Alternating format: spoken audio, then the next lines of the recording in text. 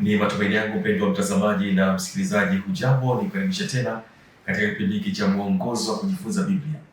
Mimi jina langu ni Fanuel Tanda, lakini sitakuwa peke yangu katika kipindi hiki cha mwongozo wa kujifunza Biblia. Nitakuwa naye mchungaji Robert Tuvako, lakini pia nitakuwa naye mchungaji James Didas. Wote hawa ni kutoka katika nyumba ya uchapishaji Ufunuo UPH katika ile idara ya uhariri. Na nikukumbusha kwamba juma hili tena tupo katika somo la 11, ambapo somo la 11 kichwa cha somo kinasema kwamba kuishi pamoja na Kristo, ambapo katika robo nzima tunaangazia swala zima la kuunganisha mbingu na dunia, Kristo katika Wafilipi na Wakolosai. Na nikukaribishe mchungaji James Didas uweze kupatia ombi la ufunguzi, alafu tuweze kuendelea na kipindi chetu hiki cha mwongozo kujifunza Biblia. Karibu sana mchungaji James Didas.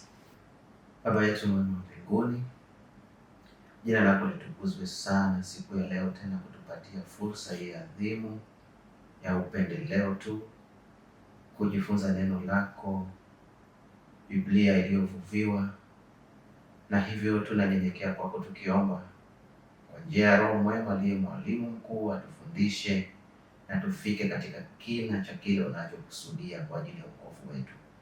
Muongoze mwenyekiti pamoja nasi, mpenzi msikilizaji na mtazamaji, ili sote tuweze kuelewa kusudi lako katika maisha yetu tunapoishi maisha yanayopatana na mapenzi yako, kuishi pamoja na Kristo. Tunaomba kwa Kristo Bwana wetu. Amina. Amen. Ninashukuru sana mchungaji James Didas. Sasa moja kwa moja tuende katika kipindi chetu cha mwongozo wa kujifunza Biblia. Mchungaji Tuvako, ningependa utukumbushe kile ambacho tuweza kujifunza katika somo la 10 juma lililopita. Nini hasa ambacho tulikiangalia? Karibu sana mchungaji Tuvako. Ninakushukuru mwenyekiti. Somo la juma lililopita lilikuwa na kichwa kizuri sana katika kuendeleza mtiririko huu wa kuunganisha mbingu na dunia. Ndio. Kristo anavyoonekana katika Wafilipi na Wakolosai. Somo letu lilikitwa katika kutimilika katika Kristo. Kutimilika katika Kristo. Fungu letu la kukariri lilikuwa Wakolosai 2 aya ya 16 na ya 17, ambayo ilisema, basi mtu asiwahukumu ninyi kwa vyakula au vinywaji au kwa sababu ya sikukuu, mwandamo wa mwezi au Sabato. Mambo hayo ni kivuli cha mambo yajayo, bali mwili ni wa Kristo. Naam, tukaona hivi mambo hasa mawili makuu mwenyekiti. Ndio. Kutimilika katika Kristo kunahusisha kumjua, namaanisha kumjua na kukua katika yeye. Hilo ni jambo la kwanza tulioliona. Na hivyo inatulinda hiyo hali ya kukua na kumjua Kristo, inatulinda dhidi ya kupotoshwa na walimu wa uongo.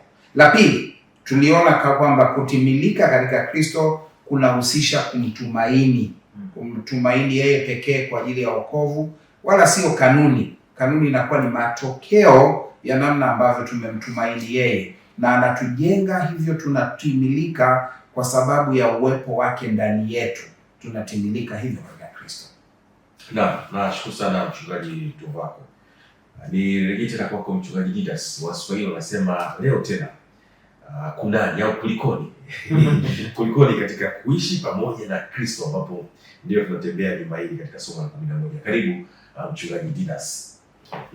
Asante sana. Somo la 11, kuishi pamoja na Kristo, ni somo la muhimu sana kwa kujifunza kwetu robo hii.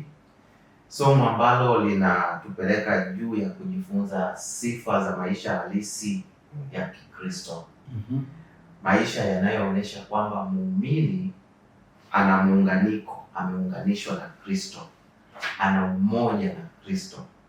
Umoja unaoonyesha kwamba muumini huyu anashiriki maisha, kifo, ufufuo pamoja na utukufu wa Kristo. Kwa hiyo muumini anaishi akiwa hapa duniani sasa, lakini akiwa na mtazamo, kitu ambacho robo yote hii tumeona tukidokezewa kila mara, kuishi tukiwa na mtazamo wa kimbingu. Maana kimsingi tunajifunza shughuli, kazi adhimu ya Mungu katika Kristo kuunganisha mbingu na dunia. Kwa hiyo muumini anaishi akiwa na mtazamo wa kimbingu. Fikra na mawazo yote ya muumini yanaondolewa katika dunia na yanapelekwa mbinguni. Kwa hiyo kwa namna ya pekee tutachunguza mada mbili muhimu katika kujifunza kwetu juma hili, namna ambavyo muumini wa kweli anakuwa yule ambaye mtazamo wake ni mtazamo wa kimbingu. Mtazamo wake unahamishwa kutoka duniani kwenda mbinguni. Kwa namna gani tutaona, lakini pia tutaona kwamba muumini wa kweli anadhihirisha sifa za maisha mapya katika Kristo. Siku kwa siku ya maisha yake anaonyesha kwamba yeye anaishi katika upya wa uzima kwa sababu ana muunganiko na Kristo. Fungu letu la kukariri katika somo la juma hili, Wakolosai sura ya 3:14, anasema zaidi ya hayo yote jivikeni upendo, ndiyo kifungo cha utimilifu.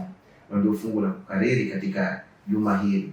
Wanapenda kumkaribisha mpenzi mtazamaji na msikilizaji tunapojifunza pamoja juu ya maisha halisi ya muumini wa kweli ambaye ameunganishwa, ana umoja na Kristo. Na ninashukuru sana mchungaji Didas. Mchungaji Duhako, nilikuwa ninaangalia fungu la kukariri la juma hili.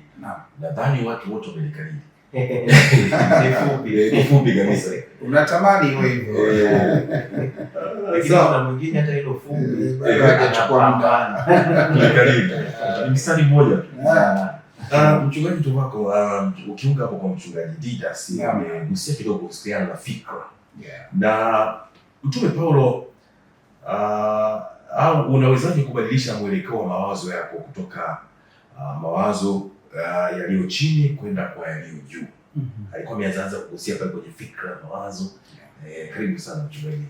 Nashukuru mwenyekiti. Ukweli ni kwamba kama ambavyo mchungaji Didas ametuingiza katika somo la leo, tunaendelea kumtazama Kristo kwa namna ambavyo anatuelekeza kubadilisha mtazamo kutoka mtazamo kwa ya chini kwenda kwa ya juu.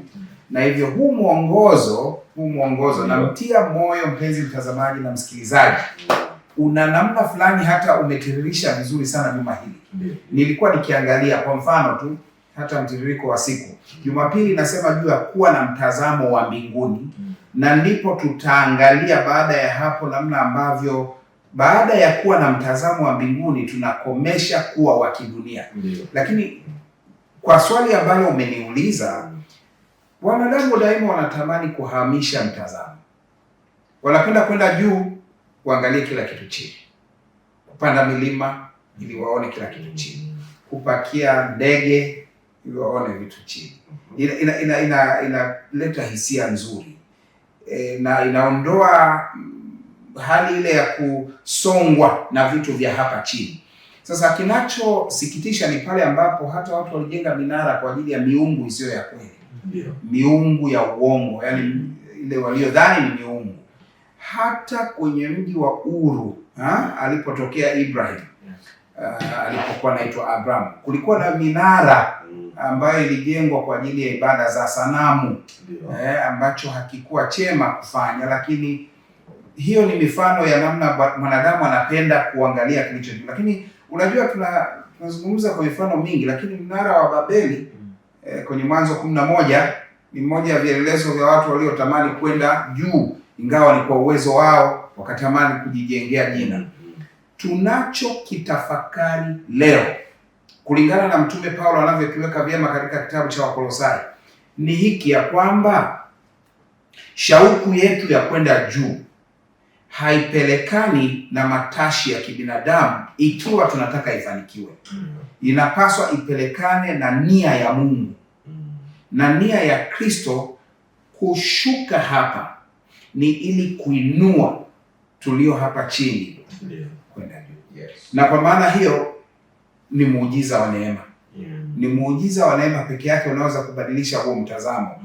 Na kwa namna hiyo unatuamsha kutoka katika kile ambacho kiko chini kwenda kwa aliye juu. Najua Kolosai sura ya 3 ndio tunaiangalia sana katika somo la juma hili.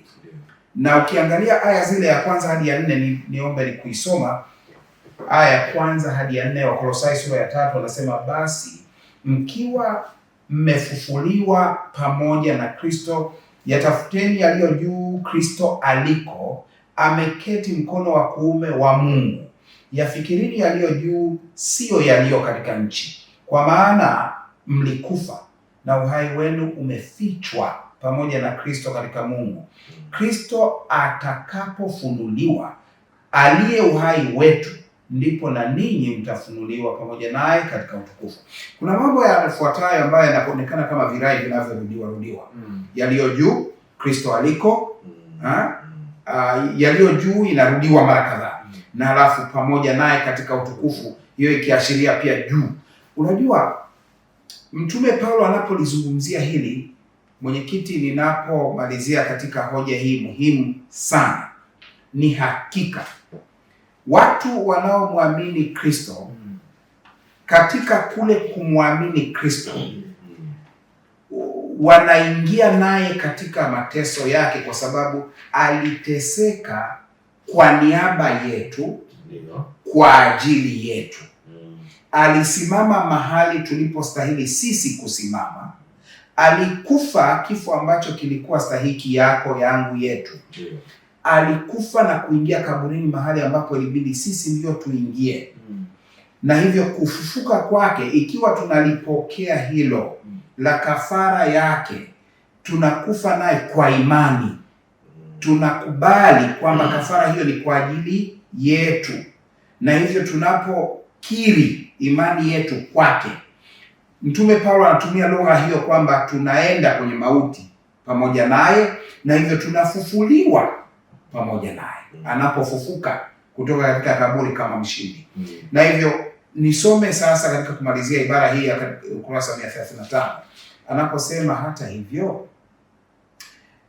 Paulo anapozungumzia hilo, mtu anawezaje kufa na kufufuliwa wakati kwa jinsi inavyoonekana yeye mtu yule hajawahi kuwa na uzoefu huo wa uzima au mauti, hali ile ya kuwa katika hali ya mauti. Kuna mengi ambayo hayaeleweki kwa akili ya kawaida, isipokuwa yameongozwa na Roho Mtakatifu. Na hivyo namna ya mtazamo huu wa kiroho unatupa kupokea moyo mpya ulioahidiwa na Mungu, na hivyo kuifia dhambi kama Kristo alivyokufa kwa ajili ya dhambi, na hivyo kufufuliwa pamoja na Kristo. Hivyo uhai tulio nao unakuwa ule ambao unaletwa kwetu na Kristo.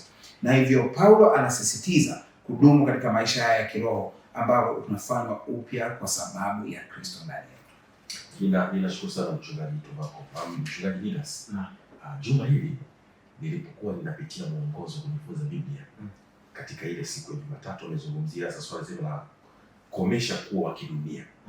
Na tunawezaje kukomesha kuwa wa kidunia? Na hapa nilikuwa napita najaribu kuhusiana na akili, kuweza kusalimisha akili zetu. Karibu endelee Nidas. Karibu.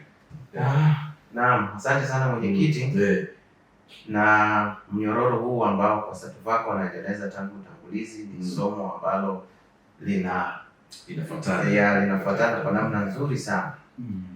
Kukomesha kuwa wa kidunia. Mtunzi alileta hoja katika aya ya kwanza kabisa katika ule ukurasa wa 136 kwamba tumesikia mara nyingi kuna kauli mbiu kadhaa katika nchi zetu, kauli mbiu zingine za kimataifa, hata kwenye jamii tumesikia kauli mbiu kama komesha vita. Kama sasa hivi unaweza ukasikia sana, kuna sauti zinavuma, maana kule Mashariki ya Kati kumechafuka. Lakini umesikia kauli mbiu kama komesha ukataji miti. Katika jamii zetu utasikia komesha unyanyasaji wa watoto au unyanyasaji kwa wanawake na jamii fulani, wale wenye ulemavu. Kuna kauli mbiu nyingi, komesha silaha za nyuklia. Hizo ni kauli mbiu ambazo tumezizoea sana. Lakini anasema kuna moja ambayo huenda hatujawahi kuisikia na inaweza kushangaza kabisa. Kama ungesikia kuna bango fulani limewekwa mahali fulani au kuna billboard inaonyesha komesha kuwa wa kidunia. Hilo ni jambo ambalo lingeshangaza kidogo, kwa sababu mtazamo wetu wa ulimwenguni hapa, hilo linaweza likawa ni jambo kubwa sana ambalo halipatani na fikra na mtazamo wa watu wanaoishi duniani. Pastor wako alikuwa anaelezea hayo mawazo ya duniani na ya mbinguni yanavyokuwa na ukinzani. Ukikaa katika dunia, maana kuna watu ambao tayari wameshachagua maisha yao kuwa ya hapa. Kwa hiyo ukimwambia kukomesha kuwa wa kidunia anaweza kukushangaa. Lakini sisi kama watu ambao Pastor Tuvako amesoma fungu linalosema kwa kuwa tulikufa na kuzikwa na kufufuka pamoja na Kristo, mtazamo wetu haupaswi kuwa wa hapa. Na anachosema Paulo hamaanishi kwamba tunahama duniani. Hatuendi kuishi kwenye angahewa yetu fulani huko kwenye sayari nyingine au tunakakisiwa ketu kama watu wa Mungu. Tuko duniani. Hata Yesu mwenyewe katika ombi lake la Yohana 17 alisema sikuombi uwatoe duniani. Kwa hiyo tutakuwa hapa. Lakini je, katika kuwa kwetu ulimwenguni, ndivyo anachosema Paulo hasa, tunakuwaje na mtazamo wa kimbingu daima? Ndio. Mivuto ya dunia, mila na desturi, tamaduni zetu, fikra zozote, mawazo yoyote yanayojengwa na kuwa maarufu, yanayotuondoa katika mawazo ya kuwa watu wa Mungu, watu wanaotazama umilele, watu wanaoishi kama raia wa ufalme wa mbinguni. Tunawezaje kuishi duniani sasa ila tukiwa hatuathiriwi na mambo haya yote? Mivuto mibaya ya dhambi zile zinazopendwa sana duniani. Najua Pastor Tuvako, dhambi imeenda mbali sana. Hata kile ambacho Paulo alikisema katika kitabu cha Warumi sura ya kwanza 24 kwamba watu wameenda mbali sana wakifuata tamaa za mioyo yao, hata wanafuata uchafu, hata wakivunjiana heshima miili yao, hata watu wanaume wanageukiana wenyewe kwa wenyewe na kuwakiana tamaa, hata wanawake nao wakiacha habari ya kuwa katika hali ya ndoa kama Mungu alivyokusudia mwanzo na kugeukiana wao kwa wao. Dunia imefika mbali sana kiwango hicho. Lakini je, sisi watu wa Mungu tunaoamini kwamba tulifufuliwa na Kristo kama ambavyo Pastor amekwisha kueleza, tunaishije katika ulimwengu mchafu hivyo lakini tukiwa na mtazamo wa mbinguni? Paulo anatoa kanuni au ushauri, lakini kwa njia ya amri, ambayo katika ile aya ya 5 na 6 wa Kolosai anasema mambo yafuatayo. Anasema basi vifisheni viungo vyenu vilivyo katika nchi, uasherati, uchafu, tamaa mbaya, mawazo mabaya, kutamani, ndiyo ibada ya sanamu. Kwa ajili ya mambo hayo huja ghadhabu ya Mungu. Ndio.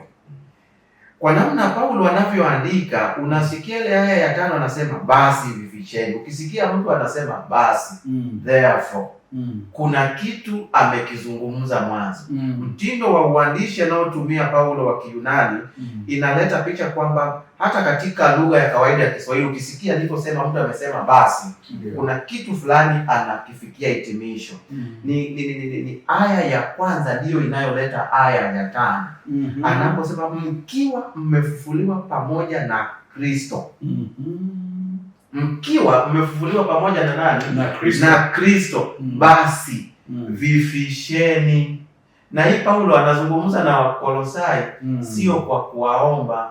Hata mtunzi amedokeza kwenye lesoni kwamba ni amri. Kuonesha jinsi Paulo alivyokuwa makini sana, alichukulia hili swala kwa uzito. Kwamba pamoja na kwamba tumefufuliwa kwa kuwa tumefufuliwa pamoja na Kristo, tuvifishe viungo vyetu vilivyo katika nchi. Anachosema mitazamo yetu, tamaa za mwili, hisia zetu, mambo yote ndani yetu yenye mwelekeo wa kidunia, yoyote yenye mwelekeo wa kutuondoa kwa Kristo, matendo yetu, mawazo yetu yasiyopatana na mapenzi ya Mungu, Paulo anasema kwa lugha rahisi, ua. Sijui utumie rungu au panga au bomu la nyuklia, sijui, lakini anachosema kifishwe, kisiwe hai ndani yako. Anasema kwa hiyo kwa kuwa hata pamoja na kwamba tulifufuka pamoja na Kristo, viungo vyetu vilivyo katika dunia tunapaswa kuvifisha kila siku. Ili ni pambano lisilokoma, ni pambano linaloendelea. Halafu anaorodhesha mambo kadhaa: uasherati, uchafu, tamaa mbaya, mawazo mabaya, kutamani, ambayo anasema ndiyo ibada ya sanamu. Haya mambo yote watu wa Mungu, muumini wa kweli anapaswa kuviondoa, anapaswa kuvifisha. Na anatoa tahadhari katika aya ya 6 kwamba ghadhabu ya Mungu inakuja. Wale ambao hawatapambana na kushinda katika vita vya kufisha haya mambo machafu, wanaoendekeza uasherati. Uasherati ni jambo linalobeba uhusiano wowote usio halali unaogusa watu ambao hawajaoana, hata wale waliooana wanaoacha wake na waume zao na kwenda nje ya ndoa kama Mungu alivyoweka utaratibu, au hata wale wanaodai waliachika. Unaachika alafu bado una kampango kengine ka kujifurahisha katika ngono isiyo na utaratibu, unaitwa uasherati. Uchafu wowote, kitu chochote ambacho mtu anakishikilia, wengine wamenaswa kwenye pornography na kujichua na dhambi zingine za asili. Mambo yoyote yasiyo sahihi, yanayochafua mawazo, yanayochafua matendo, maneno yasiyofaa yametajwa hapo: tamaa mbaya, mawazo mabaya, kutamani. Vyote Paulo anatoa amri, ni pambano mpaka kuviua, kwa sababu ghadhabu ya Mungu inakuja. Ukweli ni kwamba pasatu wako tumeumbwa kwa uhuru, na Mungu ametupatia uhuru wa kuchagua. Kwa hiyo Mungu hadictate, hamlazimishi mtu. Hataki kwamba akulazimishe uishi hivyo anavyotaka, ila shauku yake tuishi kwa kupatana na mapenzi yake. Wale ambao watakataa, Mungu atawaacha waendelee katika uchaguzi wao, tabia na mwenendo wao, mielekeo yao hiyo mibaya. Lakini katika kuendelea hivyo, wanapaswa kujua ghadhabu ya Mungu inakuja. Hukumu itakuja siku moja. Na nipende kusoma katika ile aya ya mwisho katika ukurasa wa 136, anasema wanaivunjiaje heshima miili yao. Watu hawa wamefika kwenye dhambi kiasi kwamba hata wanaivunjia heshima miili yao. Dhambi imefika mbali kiasi kwamba dunia sasa inaweka dhambi hadharani. Ametaja machache hapa Paulo, lakini kuna mengi. Lakini sasa anasema kwanza, kwa sababu wanakataa kumtambua Muumbaji, lakini pia kwa tamaa zao za aibu, hata wanawake, ili nilisema, wakabadili matumizi ya asili na matumizi yasiyo ya asili. Wanaume nao vivyo hivyo, waliyaacha matumizi ya mke ya asili wakiana tamaa, wanaume wakiyatenda yasiyopasa. Warumi 1:26 na 27. Anajaribu kutuelezea dhambi ilipofika mbali kiasi kwamba mambo yote yanafanyika isivyo kawaida na watu hawajali. Kwa hiyo hukumu itakuja. Lakini kabla ya hukumu haijaja, ushauri na kanuni ambayo Paulo anaiweka ni kujitahidi kufisha. Lakini kwa namna gani?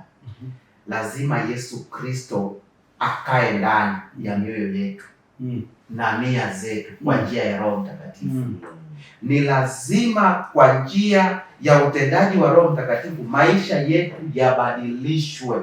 Mungu atende kazi ndani yetu kwa namna yenye nguvu kufisha hivi, maana sisi wenyewe hatuwezi. Kwa hiyo mwenyekiti anaposema kukomesha kuwa wa kidunia au kufisha haya mambo, sio kwa nguvu yetu wenyewe, ni ile neema ya Kristo ambayo pastor aliigusia kule mwanzo. Ni nguvu na uweza wa Mungu kwa njia ya Roho wake anapokaa ndani yetu, anatuwezesha kukomesha kuwa wa kidunia, kuvifisha hivi viungo vya mwili vya kidunia, mawazo na mitazamo, hisia zetu na matendo yote mabaya, na kuishi kwa kupatana na mapenzi ya Kristo. Na ninakushukuru sana Mchungaji Didas kwa maelezo hayo mazuri kabisa. Kufisha, ametumia lugha ya kufisha. Vile vyote vile vidogo viondoke vyote. Vife. Mpendwa mtazamaji na msikilizaji, tunakwenda mapumziko mafupi. Tukirejea tena tutaweza kuendelea na somo letu hili katika siku ya leo, katika hili somo la 11. Mchungaji Tuvako wa pale wana msemo mmoja hivi, vile vitu vidogo vinavyosumbua wanaita vidada. Kwa hiyo tunataka tumifishe. Twende mapumziko kwanza.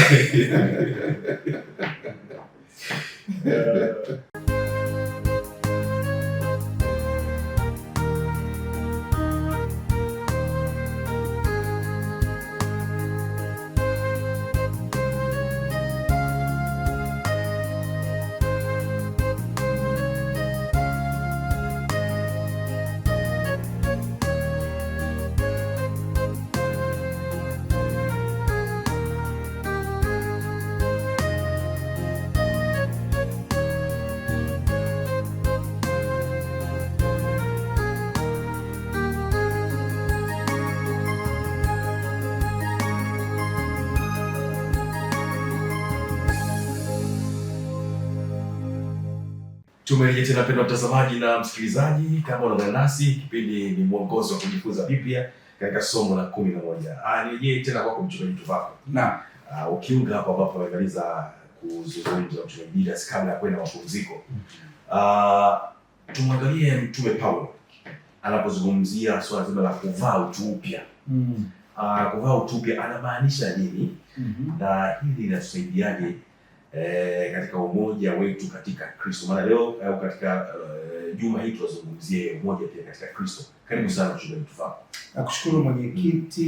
Ninapolijibu hilo niende kwenye Wakolosai sura ya 3 aya ya 6 hadi ya 11 inayosomeka hivi.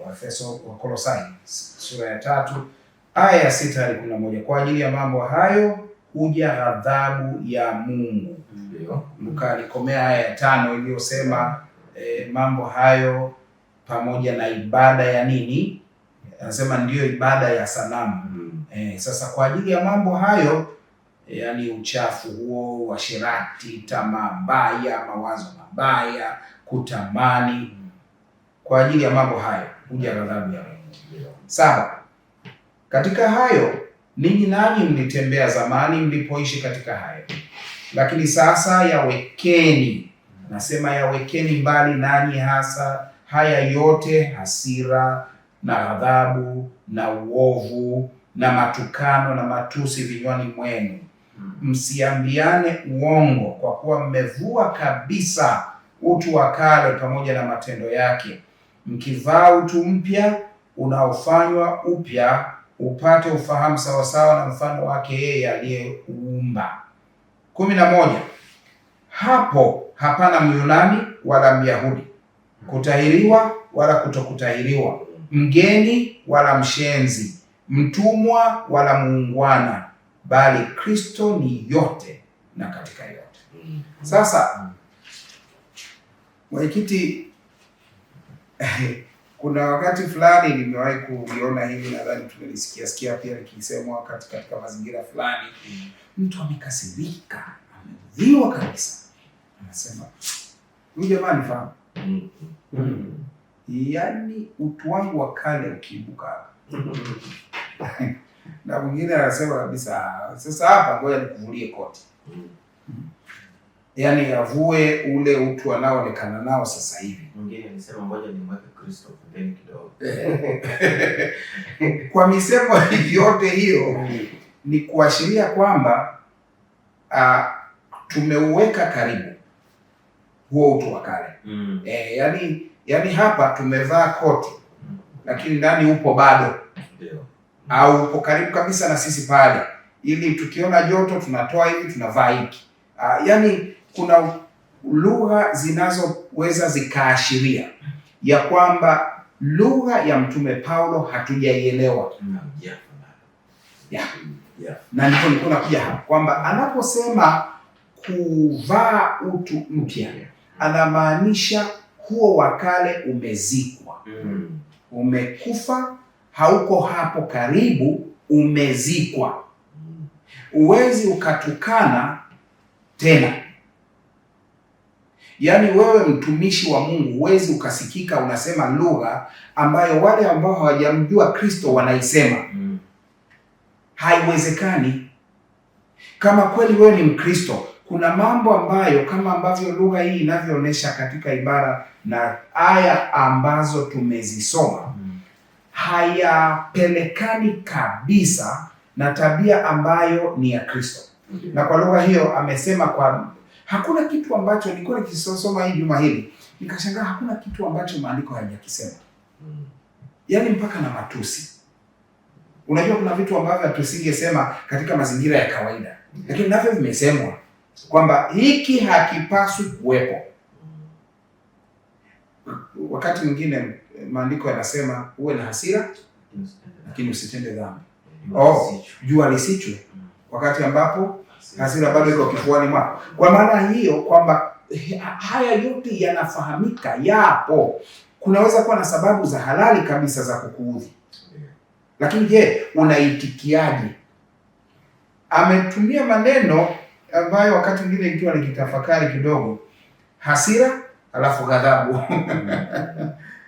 Kuna tofauti gani kati ya matukano, matusi? Si kama mmeiona hiyo kwenye aya ya 8. Inakuwa kama vile inarudia kile kwa neno lingine. Ninajifunza, ni msisitizo, ni lugha inayodhihirisha ya kwamba hakuna nafasi yoyote kwa Mkristo aliyemkubali Kristo na kumvaa na huo utu upya kuishi kwa namna ambayo matendo, maneno yanatoa lugha na yanaonesha mihemko ile ambayo haijatawaliwa na Kristo ambaye ameua utu wa kale. Kwa lugha hiyo, mwenyekiti, kuna vitu ambavyo vimetajwa, aya 8 vimetajwa kwa namna hizo. Lakini unajua mwongozo wetu tunatumia neno mkazo. Kwamba sasa. Naposema sasa, yani basi sasa. Lakini sasa.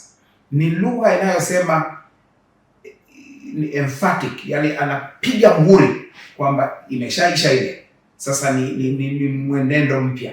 Hasira na ghadhabu, ukurasa 137, vinaweza kueleza mwitiko wa Mungu wa haki kwa dhambi. Mungu anasema kwamba ana hasira dhidi ya hayo. Ghadhabu ya Bwana imetajwa pale nyuma, tumeisoma katika aya ya 6. Mambo hayo yanaleta ghadhabu ya Bwana. Na kwa sababu hiyo anasema inaletwa na hayo yanayoonekana katika utu wa kale. Usiruhusu hasira ya Bwana irejee. Na hivyo kijicho na mambo yanayopelekana na hayo yanaleta mtazamo mwingine kwa ubaya. Uzushi unaleta kashfa. Shutuma zinaleta matusi na lugha chafu. Paulo anasema hivi vyote vinakufa unavaa utu mpya. Nimalizie kwa kusema hivi. Utu wa kale kulingana na Warumi 6 aya 6, tunapendekezea mpenzi mtazamaji na msikilizaji aisome hiyo. Anaposemea juu ya utu wa kale anasema ulisulubishwa pamoja na Kristo pale msalabani, hivyo kwa imani umekufa na yeye pale. Na hivyo Waefeso 4 pia inasema juu ya aya ya 22 hadi 24, anasema vueni mwenendo wa utu wa zamani. Na hivyo mnavaa na kuwa katika hali ya kuwa kiumbe kipya. Na unajua kiumbe kipya, mahali pengine Mtume Paulo anapozungumzia kiumbe anazungumzia pia katika sitiari ya kanisa na viungo vyake. Na hivyo kama viungo vya kiumbe kile, mwili wa Kristo, vikiwa katika upatanifu wa Kristo, hakika kuna umoja. Na hivyo mtu akiuvaa Ukristo, anamvaa Kristo, ataakisi tabia ya Kristo. Mkono ukiakisi tabia ya Kristo, mguu ukiakisi tabia ya Kristo, jicho likifanya vivyo hivyo, mwili utakuwa wa Kristo kwa kweli. Unamwakisi Kristo katika haki yake, katika namna ambayo anafanywa yule huo mwili ambao ni kanisa liende kwa mtazamo huo. Sitiari hizi zinaelezea uongofu na matokeo yake, ambao Paulo anasema katika Wakorintho wa pili 5:17, mtu anakuwa kiumbe kipya. Na hili linapaswa lionekane lionekane kwa mmoja mmoja, lakini pia kama ulivyouliza mwenyekiti, lionekane katika umoja wa kanisa la Mungu. Kristo ndiye awezaye kufanya hilo liwezekane katika maisha yako. Ninashukuru sana mchungaji Tuvako, mchungaji Didas. Ukiunga hapo, mchungaji Tuvako ameeleza kuhusiana na kuvaa mtu mpya, kuachana ule mtu wa kale. Sasa hebu tuangalie mwenendo mpya wa maisha ya Kikristo unapaswa kuwaje. Karibu mchungaji Didas. Asante sana mwenyekiti. Napenda tusome pamoja katika aya ya 12, 13 na 14 katika Kolosai sura ya 3. Anasema maneno haya Mtume Paulo: basi kwa kuwa mmekuwa wateule wa Mungu, watakatifu wapendwao, jivikeni moyo wa rehema, utu wema, unyenyekevu, upole, uvumilivu, mkichukuliana na kusameheana, mtu akiwa na sababu ya kumlaumu mwenzake, kama Bwana alivyowasamehe ninyi, vivyo nanyi. Zaidi ya hayo yote, jivikeni upendo, ndiyo kifungo cha ukamilifu. Kuna tofauti ambao Paulo anauonesha hapa kwa namna ya kuvutia sana. Baada ya kuelezea mwenendo mbaya na sifa mbaya vinavyopaswa kuondolewa na kuachwa tunapomjia Kristo, sasa anageukia, anaendelea na sifa njema. Kuanzia ile aya ya 5 tumesikia yale mambo ya uasherati, tamaa mbaya, mawazo mabaya. Umekuja huko kwenye aya ya 8 anaelezea mambo mengi mabaya. Lakini sasa 12, aya ya 12 anaanza kuelezea sifa njema. Anaelezea kama kipindi, yani kuna kampito fulani kabisa wa mtu anayehama kutoka gizani kwenda kuingia katika nuru. Haleluya. Anatofautisha utu wa kale wa dhambi kama ulivyosema na utu mpya uliomvaa Kristo. Muumini huyu sasa anaonekana kuishi maisha mapya ambayo ni matokeo ya Kristo kuishi ndani yake. Amina. Ndiyo. Na tunapata picha, hata mtunzi wetu anatupatia picha ya Israeli ya kale. Mungu aliwaita kuwa watu wake maalum na akakusudia waakisi tabia yake. Waishi kama watu wake wa pekee sana. Hilo alikuwa amekusudia. Tena wito wao haukuwa wito wa kawaida. Ulikuwa ni wito wa utakatifu, kutengwa kwa kusudi maalum. Vivyo hivyo ndio mtazamo wa Paulo. Hata waandishi wengine, hata Petro na waandishi wengine wanaelezea kwamba wanaomwamini Yesu wanaitwa wateule, wateule wa Mungu. Japo si wote wanaoitwa, kama Biblia inavyosema. Mathayo wakiandika ile aya ya 14, Mathayo 22 anasema waitwao ni wengi bali wateule ni wachache. Mungu amewaita watu wengi, lakini kuna wale wanaoitwa wateule. Hawa ni wale wanaoishi maisha haya tunayojifunza, kwa sababu wamefufuliwa na Kristo, wamepewa ule utu mpya ndani ya Yesu Kristo. Sasa mwenendo wao ni mpya. Sio vile alivyokuwa anasema pasta kwamba kuna huyu mtu wa kale anaonekana kama bado anafurukuta. Kumbe hakuzikwa akafa, lakini kama kweli alizikwa. Huyu mtu anayeitwa mteule ni mtu anayeishi maisha mapya kabisa yanayoashiria kwamba umoja wake, muunganiko wake na Kristo ni thabiti. Kwa hiyo utu wa kale hauinuki tena. Israeli ya kale walikuwa wanafurahia baraka za upendo wa Mungu kama watu wake hasa. Waliitwa kama taifa teule na wakatengwa na mataifa mengine ili wawe nuru. Ulimwengu wao wa kale ulikuwa umejaa giza kubwa la dhambi, hasa dhambi ya kutokumtambua Mungu. Kulikuwa na miungu kila kona, ibada ya sanamu ambayo ilikuwa haishikiki.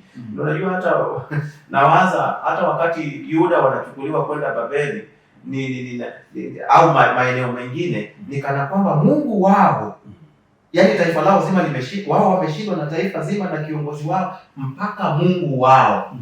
Yaani Mungu wao Yahweh, Mungu aliyeziumba mbingu na nchi, ambaye kimsingi anapaswa kuwa Mungu wa dunia yote, naye kana kwamba alishindwa na kupelekwa utumwani na kule afurukuti yuko kwenye imaya na mamlaka ya Mungu mwingine. Hivyo ibada ya sanamu ilikuwa kubwa sana. Mungu akutambuliwe. Israeli Mungu anamuita na mfanya mteule ili mataifa mengine wapate kumjua. Kwa hivyo ili kufurahia fadhila za Mungu kwetu, huku kuitwa kwetu, kuchaguliwa kwetu na kuitwa wateule, kuna ongozana, kuna ambatana na jukumu la muhimu. Petro anasema katika Petro ya kwanza 2:9 anasema tupate kutangaza fadhili zake yeye aliyetuita tutoke gizani tuingie katika nuru yake ya ajabu. Na hivyo tunafanya hivyo kwa kuishi maisha makamilifu. Mwenendo wetu na tabia zetu lazima zipatane na kile Kristo alivyokuwa. Mtindo wetu wa maisha ni muhimu sana katika kutangaza fadhili za Mungu na kumfanya ajulikane. Kwa hiyo unapozungumza mwenendo wa maisha mapya ya Mkristo, ni huko kushikamana na Kristo kiasi kwamba mambo ya kale ya duniani yamekufa, yamezikwa, utu upya uko hai unaonekana ndani ya huyu mtu katika Kristo Yesu, na huyu mtu anamdhihirisha Mungu katika hali zote za maisha yake. Na hivyo Paulo ametaja sifa 8 ambazo ningezisoma kwa haraka tena katika ile Wakolosai 3 aya ya 12 anasema, basi kwa kuwa mmekuwa wateule wa Mungu watakatifu wapendao, jivikeni moyo wa rehema, utu wema, unyenyekevu, upole, uvumilivu, kuchukuliana, kusameheana, kutokulaumiana. Anasema zaidi 14, zaidi ya yote jivikeni upendo. Na niligundua kwamba Paulo anataja sifa hizi, anataja sifa za Yesu Kristo, tabia ya Yesu Kristo na namna anavyoshughulika nasi. Kwa mfano anavyosema mpendane. Kipimo ni kwamba tumependwa kwanza na Yesu. Hivyo kwa kutambua tumependwa na Yesu, tunaweza kuextend, tunaweza kusambaza upendo kwenda kwa wengine. Tunaweza kusamehe kutokana na ukweli kwamba Mungu katika Kristo ametusamehe yote. Kwa hiyo tunaweza kuwa watu wenye rehema na kuchukuliana na wenzetu. Ukweli ni kwamba pasatu wako ipo siku tutakwazana kwa namna fulani. Lakini kitu cha kwanza kinachokusukuma kunisamehe ni kwamba nimesamehewa katika Kristo Yesu, na hivyo sina budi kumsamehe Benedikto. Kwa hiyo anaelezea hizi sifa ambazo ni za Kristo Yesu mwenyewe. Na hii inaonyesha kwamba haya yote yanawezekana tu ikiwa moyo wa muumini umeunganishwa na moyo wa Kristo. Hiyo ndio siri pekee. Hatuwezi kuwa na kwanza, hatuwezi kufisha vile. Fisheni uasherati, tamaa mbaya, mawazo mabaya na nini, lakini pia hatuwezi kuwa na moyo wa rehema na utu wema na unyenyekevu na upole na uvumilivu na kuchukuliana na kusameheana na kifungo cha ukamilifu, upendo. Never, haiwezi kutokea kama hatujaunganishwa na Kristo. Na mwisho nisome hapa kitu kimoja katika ukurasa 138. Anasema hizi sifa zinaathiri uhusiano wetu kwa njia mbili. Kwanza, kuonesha upendo, rehema, utu wema na msamaha kwa wengine kunatubariki sisi na wengine. Inatia moyo sana pastor wako kupendwa, kuwapenda na kuwabariki wengine. Alafu kama ni Wakristo wa kweli, umempenda mtu na kumuonesha wema na kumrehemu, alafu akarudisha hicho hicho kwako, inaleta baraka kwetu sisi na wengine tunaowatendea hivyo. Alafu pili, anasema muhimu zaidi, hizi sifa zinatuathiri kwa namna ambavyo Mungu anatukuzwa. Na inaweza kuwatia moyo wengine kumwamini na kumfuata Yesu Kristo. Wanapoona tu wenye rehema, wenye upendo, wavumilivu, wapole, wakituona, inakuwa rahisi kumwamini Yesu na kumfuata. Kwa hiyo Mungu anatukuzwa. kutukuzwa. Hivyo tunaishi katika mwenendo wa maisha mapya yanayowezeshwa na Yesu Kristo mwenyewe anayekaa ndani yetu kwa njia ya Roho wake ambaye anatufanya tuwe watu wema. Na asante sana Mchungaji Didas kwa maelezo hayo. Nikirejea tena kwako Mchungaji Tuvako. Mchungaji Tuvako, unapenda muziki. Sasa maisha mapya yanaonekanaje katika mazingira ya siku kwa siku? Lakini pia ndio maana tunaweza unapenda muziki. Na muziki mzuri uchangiaje katika maisha haya? Karibu sana Mchungaji Tuvako. Naam, nashukuru mwenyekiti. Kabla sijaendea hilo la muziki, nianzie kwa pale ambapo Mchungaji Didas amepazungumzia ile muda mfupi. Unajua mwenyekiti, hivi karibuni hasa mwishoni mwa mwaka familia yangu ilipitia misiba kidogo, na kuja mwanzoni mwa mwaka huu ndipo tukawa tunarejea hivi, lakini ninachosema ni namna ambavyo amelizungumzia juu ya mwenendo huu wa Kikristo, utu wema, upendo.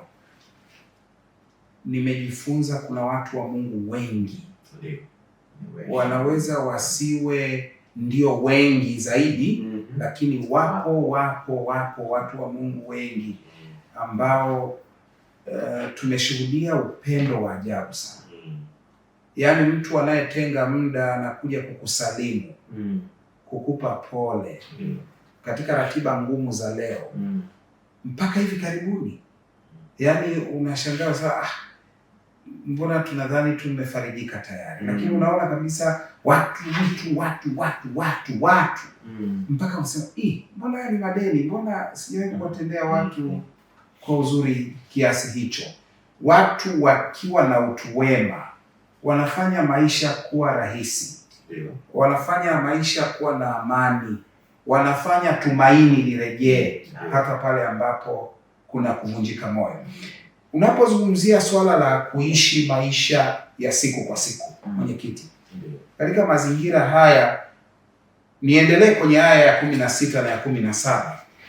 Mtume Paulo anaposema hivi: neno la Kristo na likae kwa wingi ndani yenu katika hekima yote, mkifundishana na kuonyana kwa zaburi na nyimbo na tenzi za rohoni, huku mkimwimbia Mungu kwa neema mioyoni mwenu, na kila mfanyalo kwa neno au kwa tendo, fanyeni yote katika jina la Bwana Yesu, mkimshukuru Mungu Baba kwa yeye.